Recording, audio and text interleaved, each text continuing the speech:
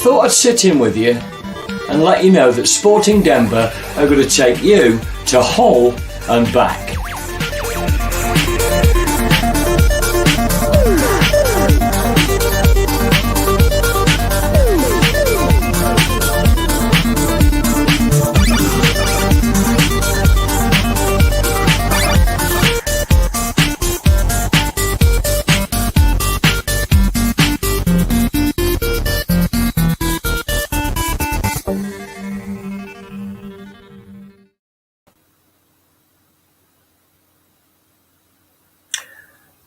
We're going to train it, we're going to test it, and we're also going to trust it.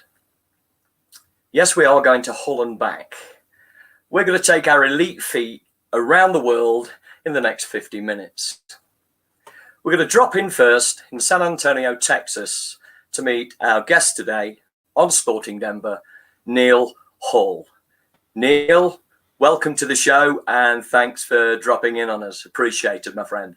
Thanks, Richard. Welcome. Grateful to be here, and I hope you're all doing well in these times of troubles. First question to you, Neil. What's the weather like there, my friend? I put a thermometer up this morning on one of my palm trees outside by the pool. So not to make it snowing in your location, but it's about 92 degrees, I think, at the moment. So I know you've got friends here anyway, so I assume you've already checked in on them and to see how many feet we have of snow here in Colorado, my friend. Yeah.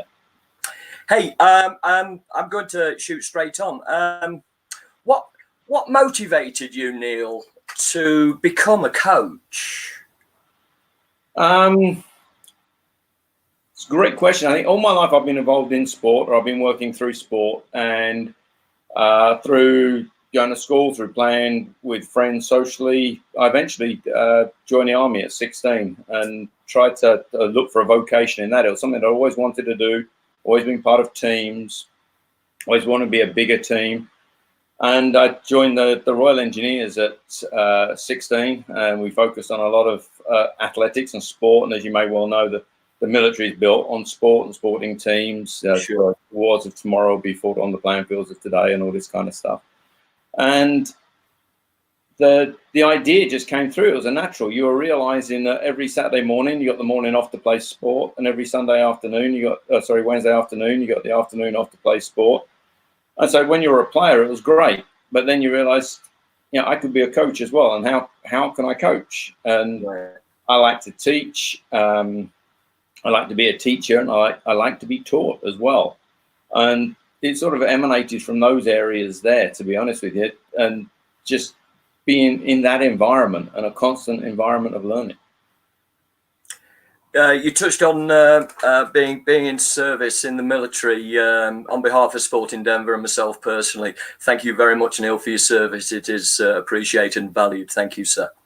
Well, cheers. I mean, it runs in the family. My wife as well. She did 25 years in the U.S. Army, and she's served her time as well. So I think it's a very valuable asset. Service in any walk of life, whether it's as we're finding now, the medical services are providing fantastic resources to all the people that need them. So we're all serving in one way or another. It's just one sometimes is dressed in green and one sometimes is dressed in blue. We'll pass on our thanks to your good lady as well. What is her name, by the way, Neil? Mary Jo, MJ. So she's MJ. Quality young lady. Thank you for your service. It is appreciated. You mentioned the word asset, Neil, in that last description. What do you think your biggest asset is in delivering coaching sessions or programs? My biggest asset through delivering, I'd like to say the ability to listen. I'd like to say the ability to remain player focus and need focus of the players as much as I can, or the people that I'm teaching. And I have this thing that I work through the university I work at and teach with coaching education. We have a philosophy, or I have a philosophy called the unseen hours.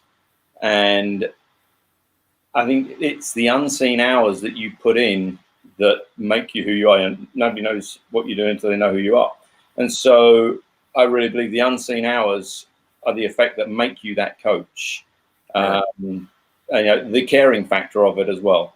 I mean, we all fail sometimes. We lose players along the way, sadly. We gain players along the way. But I think the ability to listen and the ability to care. And that's not just caring about your players. I think it's caring about your coaches. It's caring about your trade, caring about your industry, caring about those around you. And you're not doing it to overtly show that. I think you're being humble in it, but it's part of your values and your message that you're trying to steer across. You said about teaching. Can you give everybody a heads up on your current teaching status within the university system? So I currently lecture at the University of Texas in San Antonio. I specialize in coaching education. I run 4 classes for UTSA. I run the coaching practicum, which is where we place students in the field in various coaching roles. It could be in soccer, basketball, mixed martial arts. And we work through and guide them through a mentorship program to present their practicum through the semester. And through this, they find out whether they enjoy it. It's better to get your feet wet for 3 months than to get trench foot for the rest of your life, I think. Right. So they find out whether they enjoy it, and we try and give them the greatest experience. It's kind of it's the top of their pyramid. We start that pyramid with what we call coaching theory and methodology, where we go through the different theories and ideas and methodologies, and we do a lot of studying on John Wooden there. John Wooden, as you know, was voted by ESPN the #1 coach in the last 100 years. Sure. And when we look through Wooden, he's character-based very much. He's not personality-based. And we try and take it to the transformational over the transactional type coaches through this system. I coach the Science of Soccer class, where we take them through various aspects of the modern game of soccer. I certify them all through United Soccer Coaches, of whom I'm a National Staff Academy member and coach for United Soccer Coaches, and run Texas for those guys. And then a new course that we brought in this year, which I'm really humbled by, and the students that I have on that course are pretty hardcore, really. It's just coaching leadership, but it's the way we approach it. And we'll go through all the modern areas of transformational coaching that we try to hit, finding out the honest why of why you're there. I mean, we talk about Simon Sinek and go through him and all his ideas, but do we really know why we're trying to achieve something? For what reason? For what purpose? We go through various studyings of books. We go through Legacy, go through Switch, these kind of things, creating our own principles, our own coaching manifestos. And I believe it's the kind of course that sets them up as a coach or as a coaching leader in their environment. If you're a coach, you've been in university, you're going to know the Krebs cycle, you're going to know anatomy and physiology, but nobody really teaches you any craft. The actual coaching craft, or the people that we can model from, it's a tough gig. We're all going to know X's and O's. Steve Kerr came out recently talking about X's and O's, and it wasn't. He's got his ideas on coaching soccer. I know what I'm going to teach. You don't know what I'm going to teach in soccer, but the craft you're going to gain from it is the important factor, because we're all going to put the same 11 people on the field in a different way. And that's what diversifies us as a coach, I think, versus trying to do everything similar and the same. We've got to carry our own identity and carry our own ideas, or other people are responsible for our actions. And that doesn't make us a coach then. That just makes us a sheep. So, kind of thoughts. So, as you said earlier, those unseen hours that goes into the preparation of a session, a program, developing, for your university, those programs as well, Neil. Can you let us know what your unseen hours look like? You're really punching me one there, aren't you? We're mates. I need to know, Neil. So I think it's what we do. Is what we do that nobody sees. They are the unseen hours. It's I have an academy here in San Antonio called the Pass Academy, and your players will come out to it and join it. They're not selling themselves. They're wanting more training. It's what they're doing that other people won't provide. Maybe you and I grew up playing football in the streets, or playing it in high school, or wherever we were at any opportunity. Sadly, here those opportunities, I can't say here, but in the modern era, those opportunities don't roll. You got a 4-lane highway outside your house. You can't go and play football in it.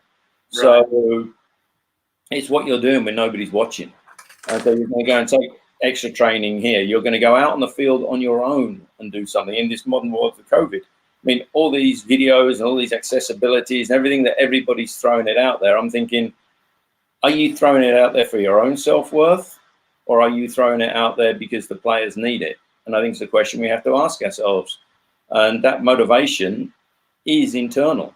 And it's the internal athletes that will succeed. If you need that external motivation, then you need someone to drive and push you the whole time. And that's going to get you to the front door. It's not going to open the door for you.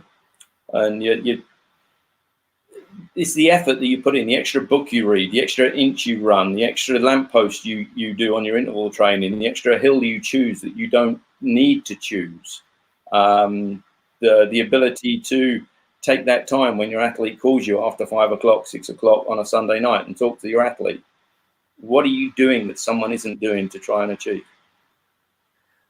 You mentioned the word book on the topic of coaching and those unseen hours. What was the last book you delved into, Neil? Was the last complete one. I've got 3 others on the go at the moment. I thought you would. Yeah, I've got 3 others on the go. But yeah, Dare to Lead by Brené Brown. Phenomenal book. She shows daring greatly as well, about the ability to be vulnerable. I didn't know, but she comes from Houston, just down the road from us. But phenomenal book. And I picked the idea up from the University of Florida head coach at the convention. She was there presenting different aspects of trust factors and of values, etc., from the book. And she presented it so well. It looked like a good challenge, and you pick it up and it works. And you have to read it and listen to it, or listen to it and read it a couple of times, but you're going to get those ideas. And I think then it's the unseen hours in taking what implements for you. Yeah. And I mean, I was listening to something yesterday. I think it was a podcast yesterday, and it was about you're going to take from it what you don't. You're going to take from it what you want. You're going to remove what you don't, and you're going to innovate the rest.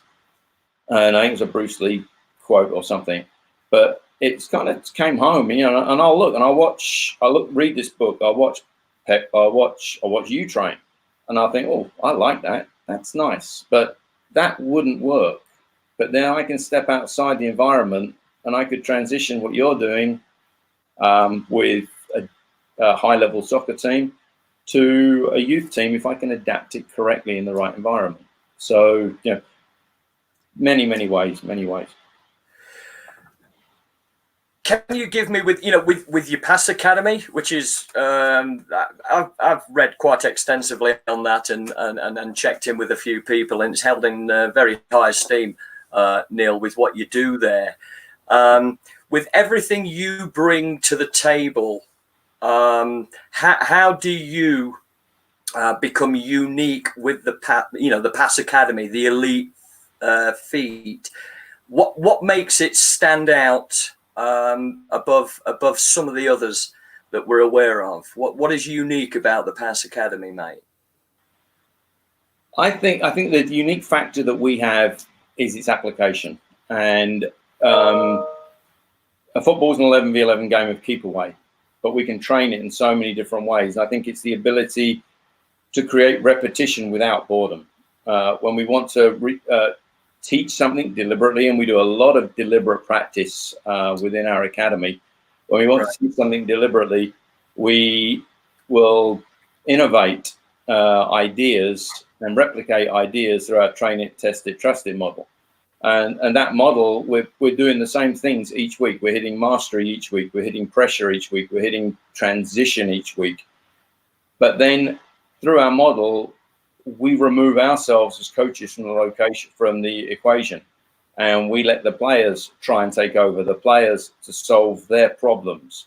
A lot of people will do that in the modern world, but following a guy called Mark Bennett, who we were in the army together, he created a system called PDS coaching, and we've, again, take what you want, remove what you don't, and innovate the rest. We use that a lot, and he talks about the UAEs, the unacceptables, the acceptables, and the exceptionals. And it's for us as coaches, through pass, our players choose those. We don't choose those. So the players will choose what's an acceptable level for them, and are they attaining it? What's an exceptional? What would success look like? How do we attain success? Because we don't know where we're going. How are we ever going to get there? So they have to define their own route of success. And then when we hit that success, they own it. And then we step it up, we take it outside the comfort zone, and we push it a little bit further.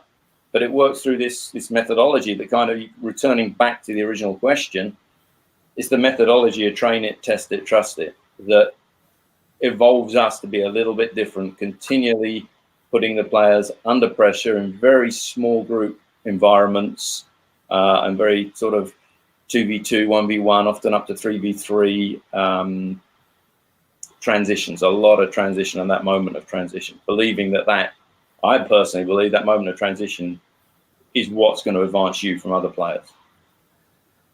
So you've implemented train it, test it, trust it. Please correct me if I'm wrong. I'm assuming it's been drafted up. You've implemented the session, train it. How does it work then from getting that feedback from the players to test it in the session and trust it? How does that feedback come back to you for you to adjust that? Yeah, so we work it in 3 phases. We could work it in phases of 3 weeks, working in phases of 6 weeks. We work a week or a session or a period of time on train it. And as we grow that period of time on train it through the mastery, we're then going to test it. So, for example, let's take dribbling. Take dribbling out of the equation. Okay. 2 weeks on dribbling. And we'll work through our first week on just teaching different methods, different ideas to dribble, their decision when to choose to dribble or when to choose not to dribble. And we'll work through a train it phase, and we'll train the decision-making process through the complete hour and through the complete system.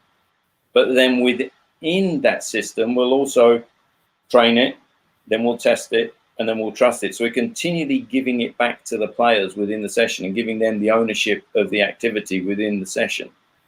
And from there, each session incrementally gets more difficult. So that first week we're training dribbling, we'll start the next session the following week where we left off. And it's for the players to understand where they left off. It's the process of recall. And are they just there attending, or are they there playing? And in classes, they're there playing. And the feedback it'll give to us is, are they learning?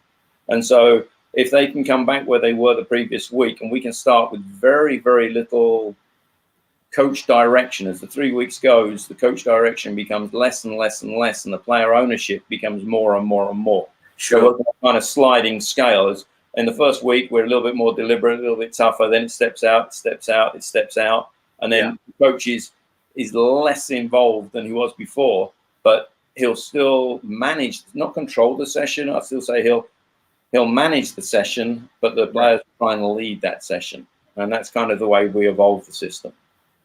You work with the United soccer coaches as a national staff coach. What was your role exactly there, Neil, in the United coaches? Start off with the NSCAA, the National Soccer Coaches Association of America, and in 2015, I believe, we rotate our name to United Soccer Coaches. But I went over in '96. I was qualifications from the FA and bits and pieces. But you realise that we are a different culture from England, Sure. a different nature of teaching and a different nature of player. So I started coaching here, and I'm realising that I'm not good enough. I don't know how Americans learn. And so, but how can I achieve this? So I went back to university, got another degree in kinesiology this time. And I'm thinking, while I'm doing this, I'm studying soccer. I'm coaching soccer with a club here in San Antonio called the Internationals at the time. They're now called the Lions.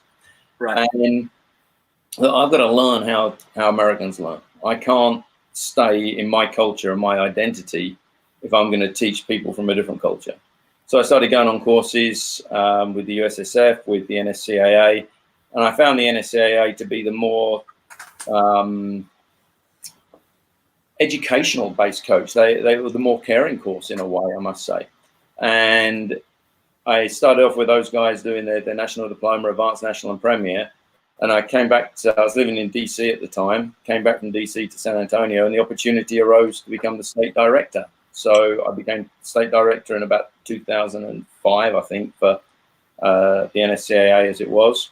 And that grew and kept on going through. And we ran a fantastic organization here in the state. I think we have coached over about 8,500 coaches between now and then, qualified and certified out between sort of 2005 to the modern day.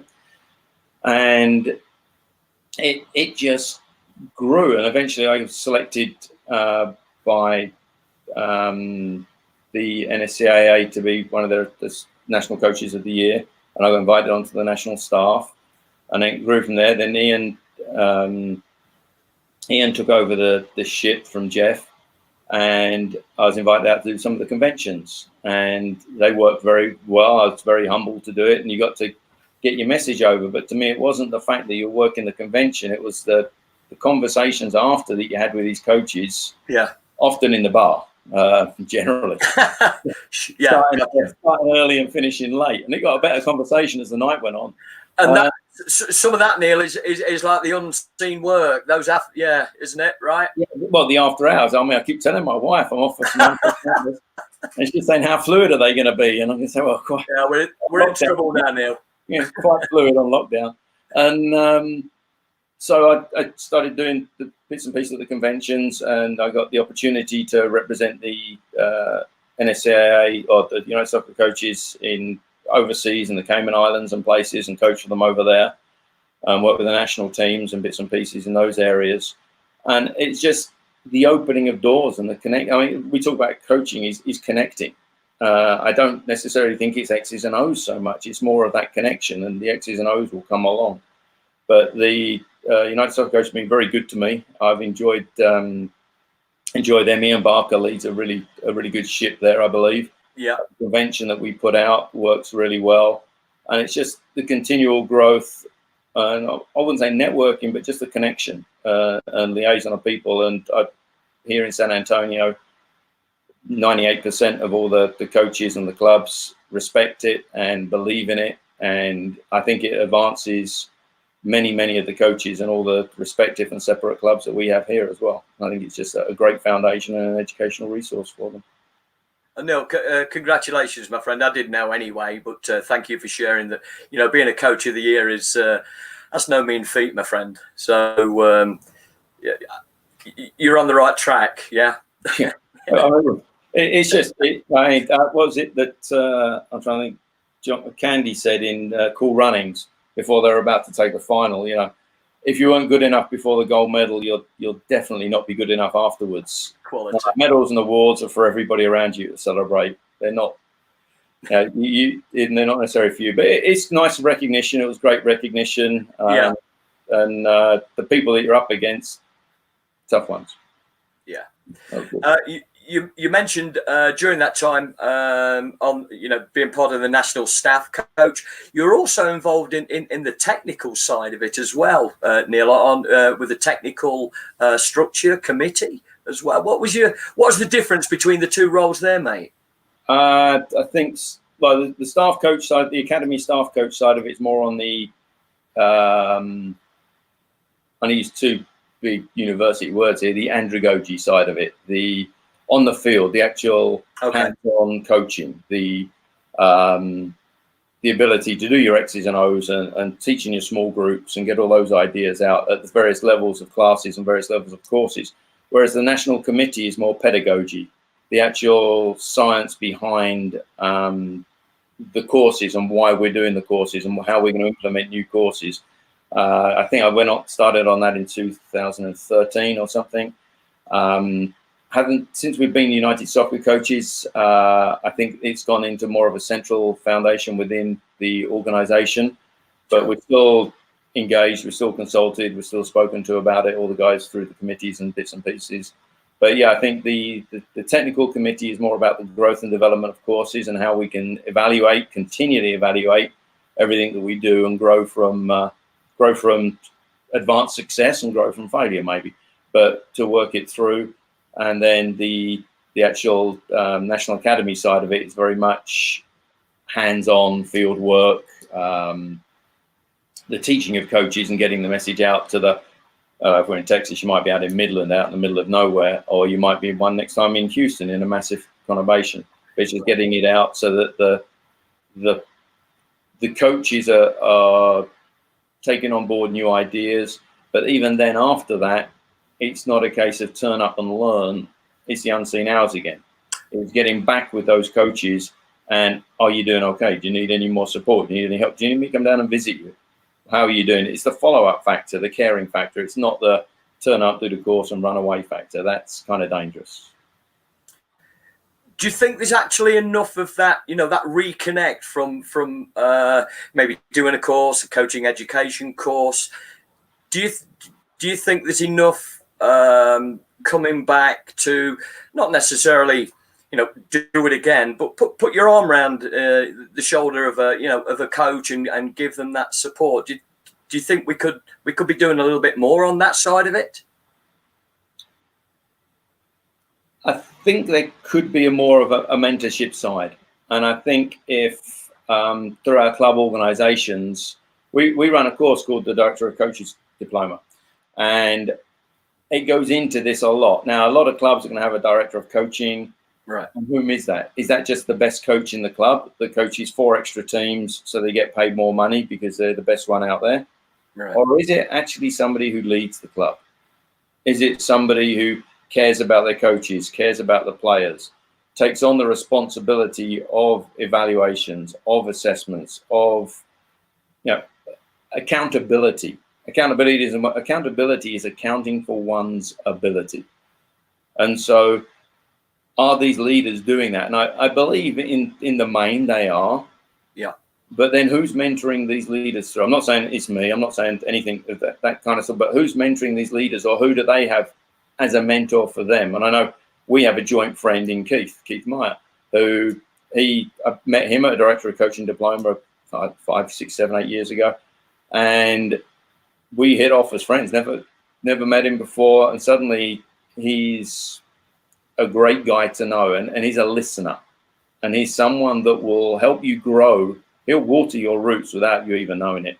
And we need these mentors to talk up to, and we need those mentors that we can reflect from above down below to the people below us as well.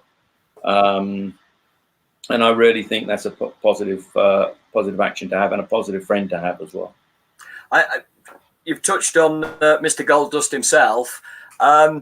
He's going to throw a question at you anyway, mate, which is, what information would you elicit from a player to know he or she requires those individual challenges outside the group, Neil? Oh, I think it all depends on how you define elicit. I'm going to watch the player. Yeah. I'm going to have the player self-reflect upon their game and how they see their game initially. I'm going to ask them various questions to challenge them. I'm going to see where they're comfortable and when they're uncomfortable. But a lot of it is going to come from their successes.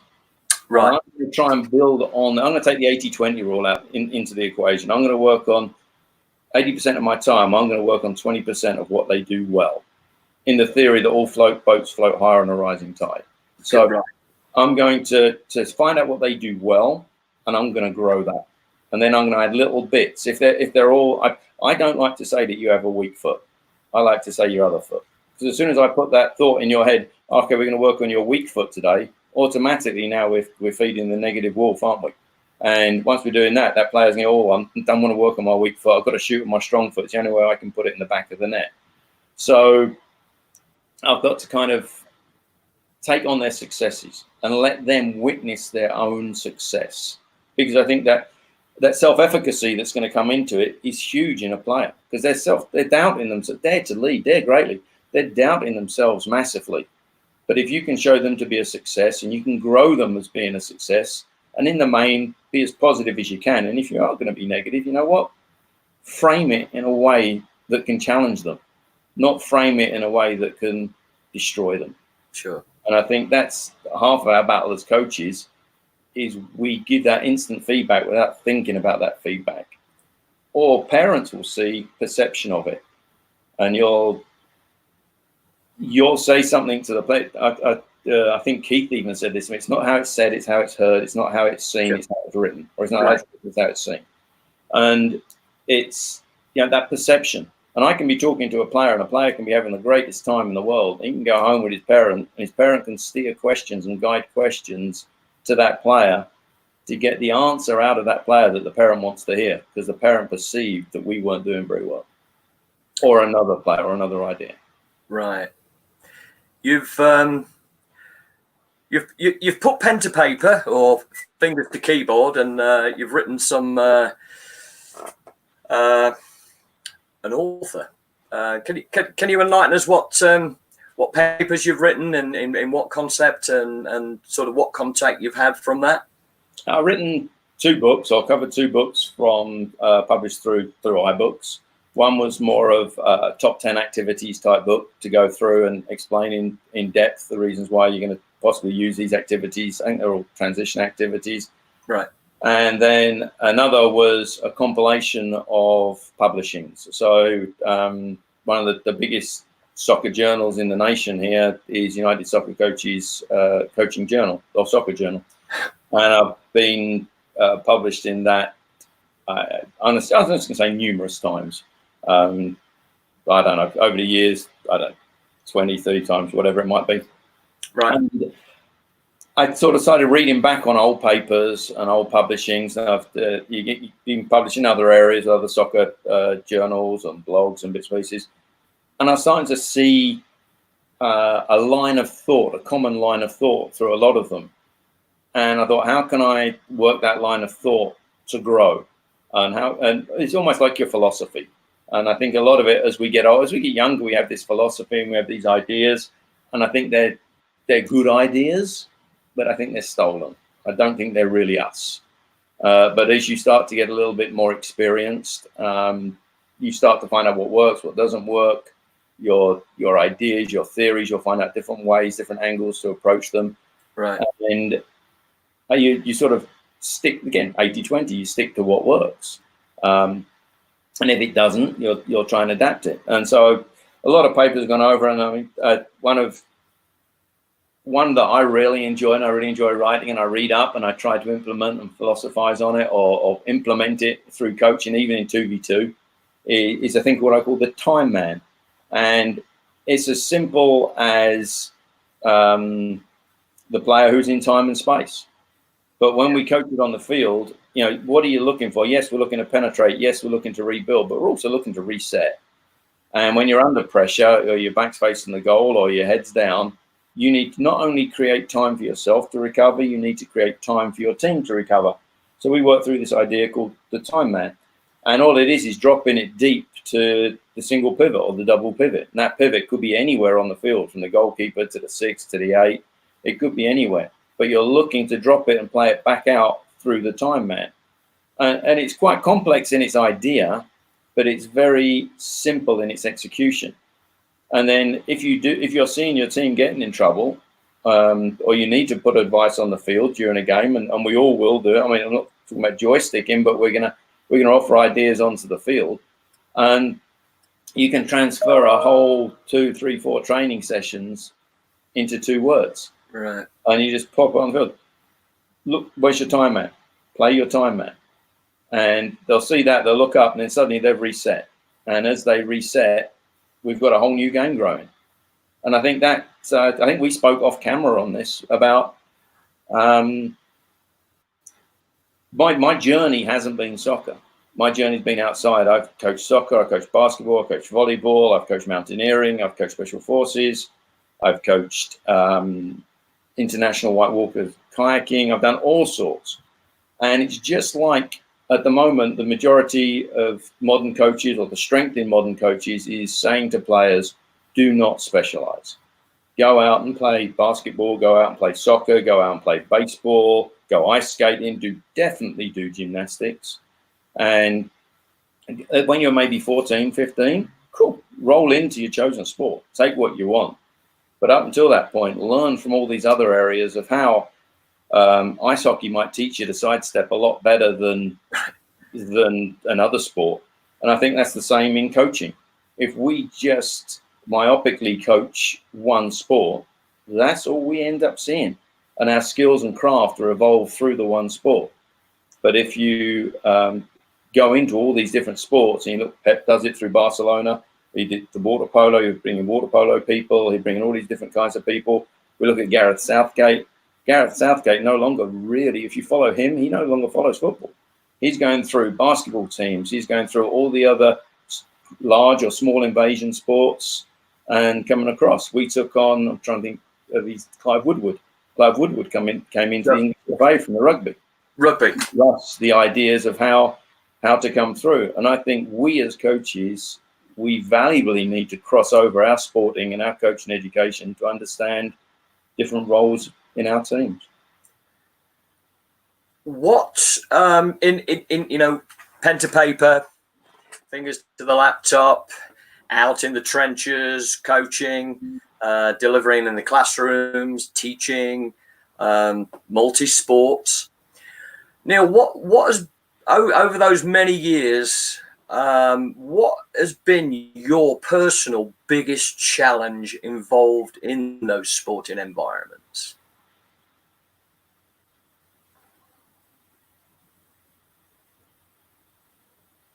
Confidence. I think confidence and being able to show vulnerability through that confidence, knowing that you're not the be all and end all in anything and you're still learning. Thank John Wooden, when you're through learning, you're through. Right. Yeah. So I think it's that confidence. I mean, you're going to, here I'm with you, but I'm with many other people possibly. Your confidence is going to be defined in so many different ways. And people are looking and say, well, you're confident, you can do this, you can do, but I've then got to put myself into a position where I might not be so confident. Right. And I think confidence personally, I think if I had to choose a value or quality or something, and I don't want to bluff it. I really don't want to be the person that's trying to be something they're not. Authentic is another word there, but I think confidence.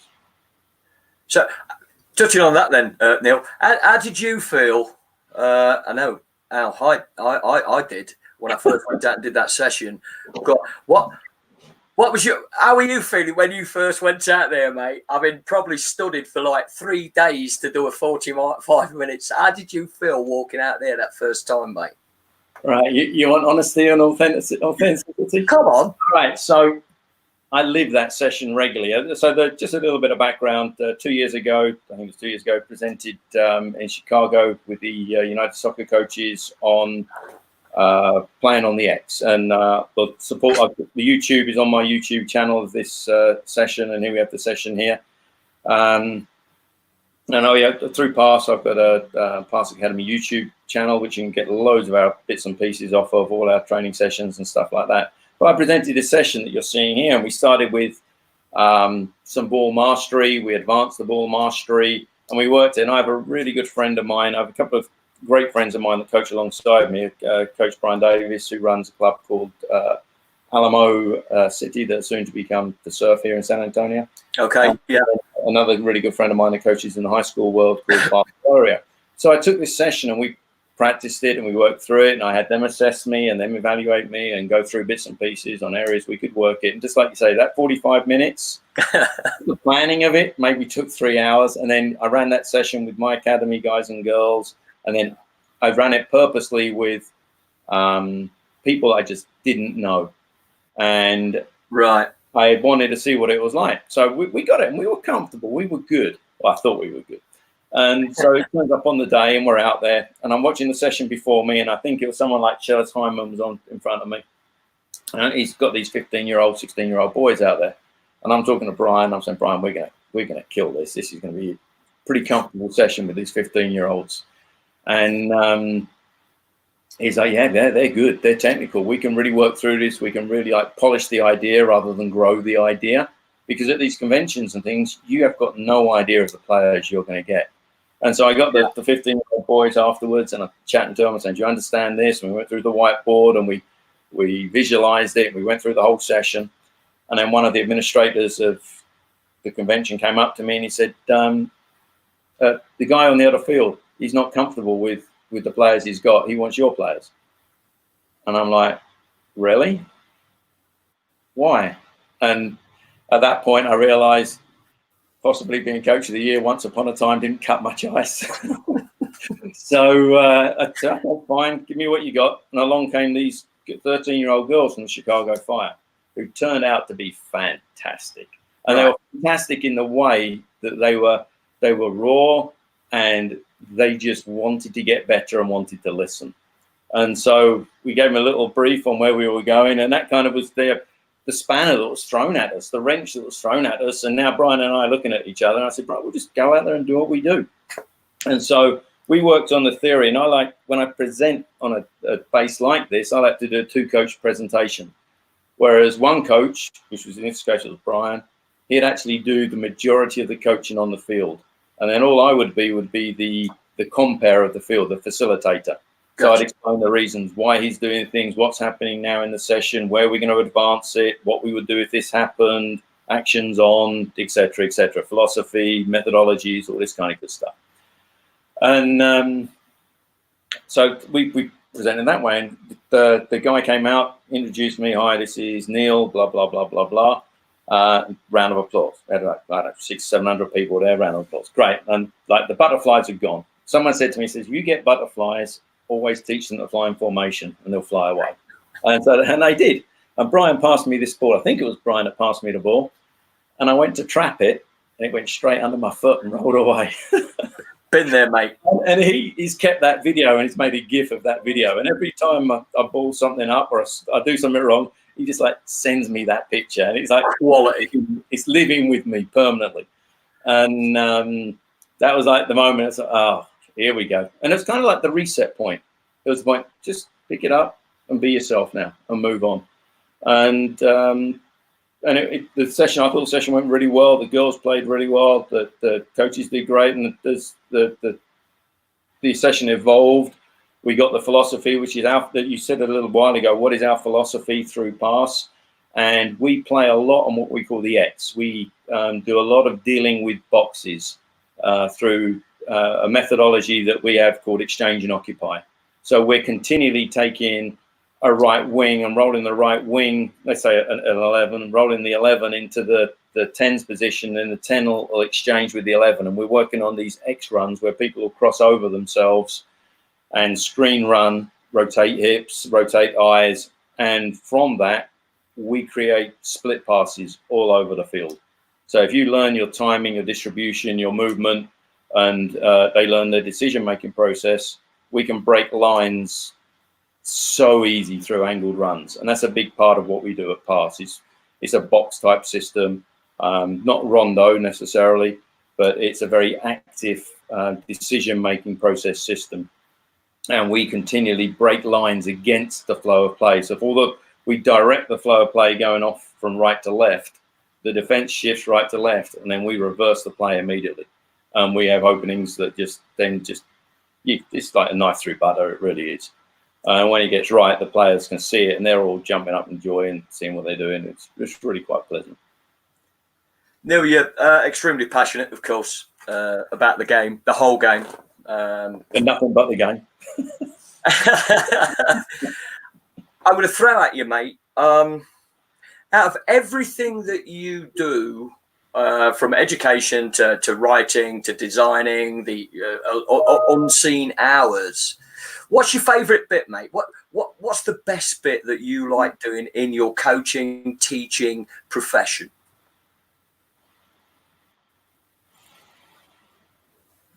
Favourite bit.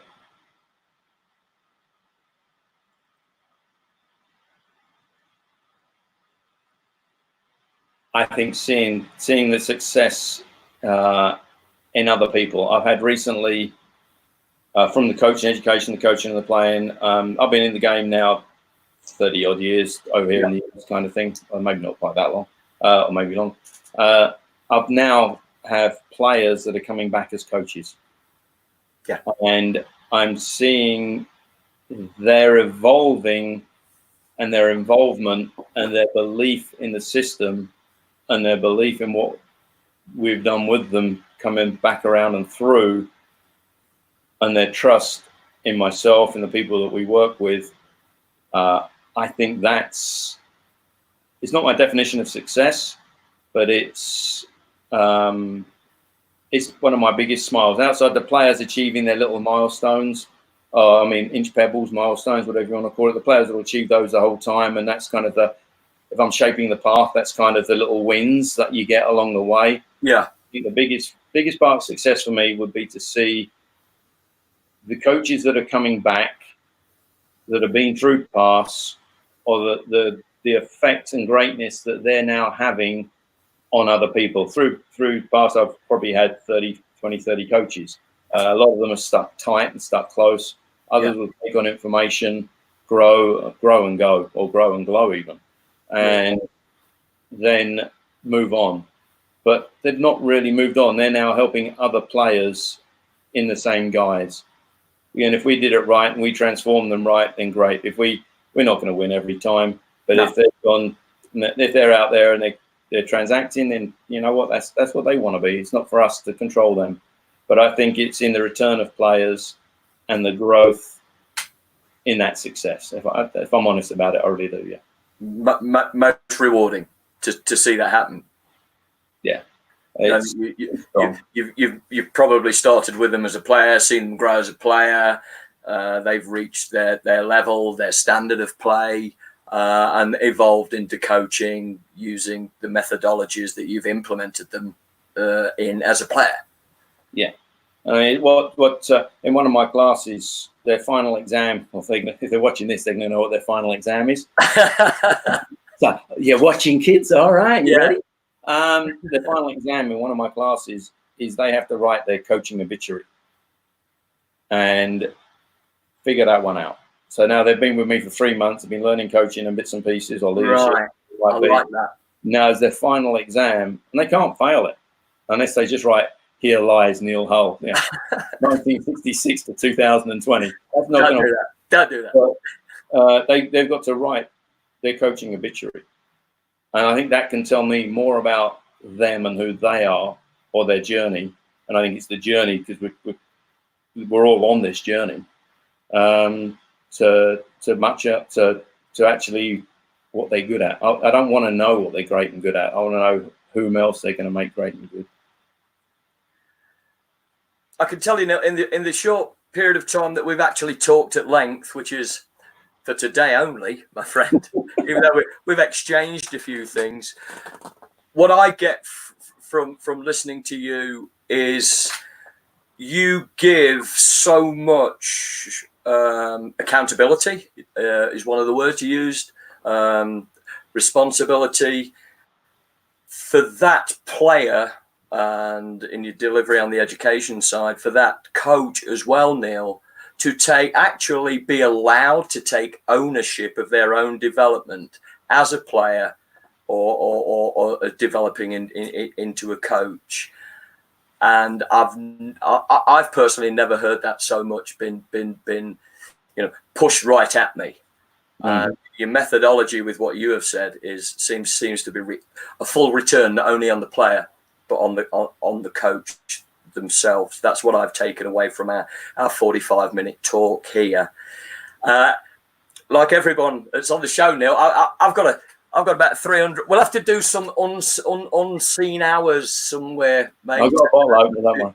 Discuss at a later time, but I can't let you leave without touching on our quick fire 5 questions. Which I'm going to throw at you right now. I've just got them over here, my friend. They're quite easy. There's a couple that hopefully get it racing for you, Neil. So straightforward one, mate. Who's your favourite team? Chelsea. And Chelsea reserves. Okay. Charlie Cook, right? Yeah, he's been one of my mentors for a long time. He's sadly the Peter Bonetti who passed away at the weekend as well. Yes, respects to Peter and his family. Hey, female team.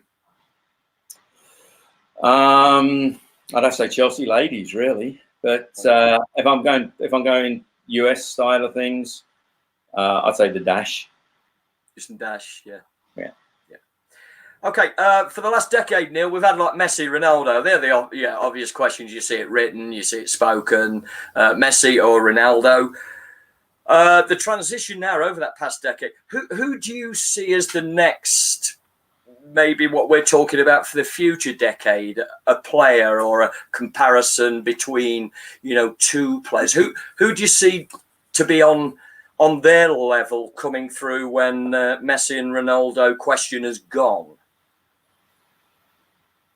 Like the 18, 19-year-old level is going to be tight. I mean, I'd really enjoy. I mean, I'm blue anyway, aren't I? So I really enjoy Eden Hazard, although he hasn't performed as well at Real Madrid as he did. Okay, that's about the players around you. I think Mason Mount is coming on quite nicely as a real youngster. I'm not surprisingly, I'm not seeing that many coming through Arsenal these days. I'm going to have to stick with my blue chain, I'm afraid. I'm going to go for Mason Mount or Mason Mount or Abraham. So I'm going to go down those routes. I'll run with you on Mason Mount, Neil, because we had him on loan at Derby. So I'll run with that. Well. Right. And we had Frank as well, but you took Frank back. So there you go, mate. Yeah. I used to watch Frank train at Gidea Park doing his shuttles, and I never knew who he was. I read his biography, and I was out there playing field hockey at the time, and he was in the corner of Gidea Park training, and I suddenly read his biography, and he was the guy that was in the corner of Gidea Park training, and I never knew. Amazing. Small ball. Amazing. There you go. Who's your best ever Chelsea player then, mate? Peter Osgood. That was a quick one, wasn't it? Yeah, the King of Stamford Bridge. Charlie Cook was up there with him. Charlie Cook, Crystal Palace, Chelsea. Peter Osgood, Chelsea, Southampton. But yeah, Peter Osgood's first shirt I ever had was a number 9 on the back. I was never really a striker. I was more of a sweeper kind of player. But Peter Osgood was just watching him inside, outside people and finish at Leeds and stuff like that. It was just phenomenal. Growing up in that environment, that heavy ball, and then the pitches that we were playing on, the big mud pitches, and you still go through.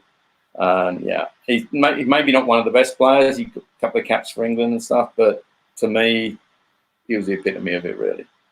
Mr. Chelsea. Yeah, and then Frank comes into the equation as well. Oh, yeah. But you got to stay blue.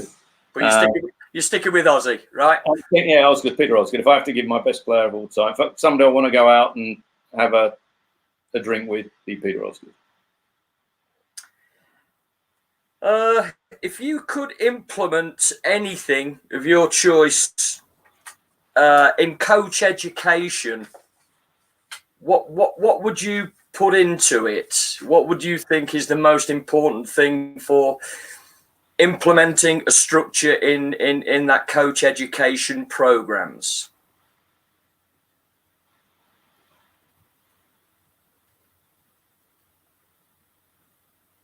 Player feedback. I believe coaches do not give players enough quality feedback. A PDF form with a drop-down menu is not quality feedback. They should be evaluating their players. This is in the club systems. I know it happens at university a lot more, and I've got a friend of mine at UTSA, Coach Pittman, Derek Pittman, that does this a lot. But we should be having more individual meetings with your players, getting to understand and know your players. Your relationship with your players should be far better. And I think the fact that in these clubs we're allowed to coach 4 teams or 3 teams, and then you've also got a day job, you can't get to know anybody. You just turn up, coach, and leave. Your passion, your caring isn't there. I'd almost turn around and say, just like the model they're trying to roll in UEFA, is you can coach a maximum of 2 teams. then maybe you might actually care for your players a little bit more and understand the needs and the wants and the welfare of your players. But I think the evaluation of your players is a way forward. And too many of these clubs that we're in around that I work through and work with, they'll evaluate you on a negative feedback loop. And if you're going into tryouts in May, they'll evaluate you in April. And I think that's more down to the character of the coaches than anything else. And I'm not trying to put anybody down in any way, but you got to be honest in this world. And I think the evaluation of players and the feedback to players is the strength that we could add. That's very interesting. Yes, full agreement on that one. The last question, mate, and we haven't got any pictures on it or anything from Mr. Spielberg, our producer, because nobody knows the questions I ever ask, mate. So this is for one that will go on the Facebook Sporting Denver website at a later date and people can go Google it. What is the worst kit you've ever seen, mate?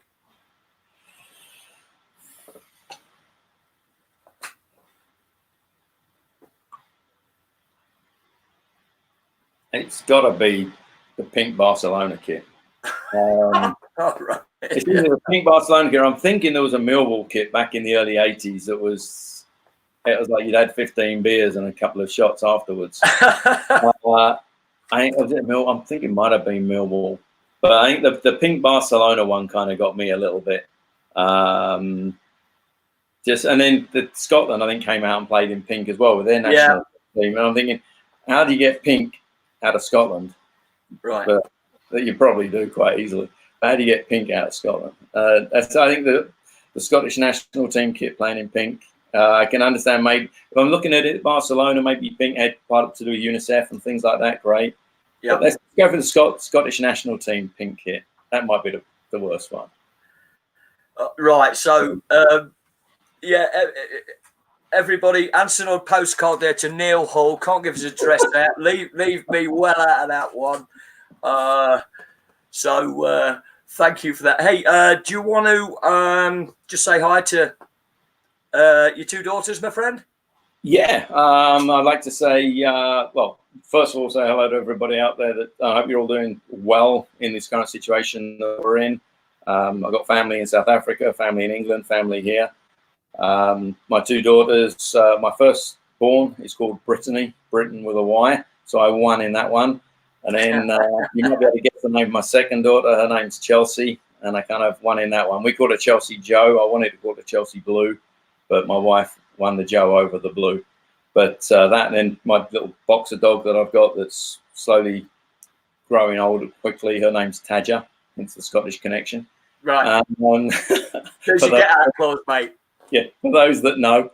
I'd like to say thank you to those guys. If you like what you heard or you'd like to know more, please feel free to connect with me through my website, www.pass1on1, or I'm on Twitter, kindly through Keith Mayer at Verbal Vitamins. When I first met Keith, he was talking to me about verbal vitamins, and I thought, wow, that's a pretty cool handle to have. So I stole that immediately and didn't tell him. Cool. Life's about stealing things, or should I say liberating. And then we're on Instagram at Pass_Academy or Facebook at Pass Soccer Training. So we're on those areas, and please, more than happy to help you in support, grow in any way that I can. Neil, I want to say a big thank you from myself, Sporting Denver, all our crew. You're a rock star, mate. And some of the ideas, a lot of the ideas, most of the ideas you've shared with us today, and also part of your life story is greatly appreciated, my friend. Best wishes to you and your family, and you take care. Thank you so much, Neil. It is greatly appreciated, my friend. But thank you very much. Thank you, Sporting Denver, and hopefully we'll be back on the fields very soon. Thanks very much, Neil.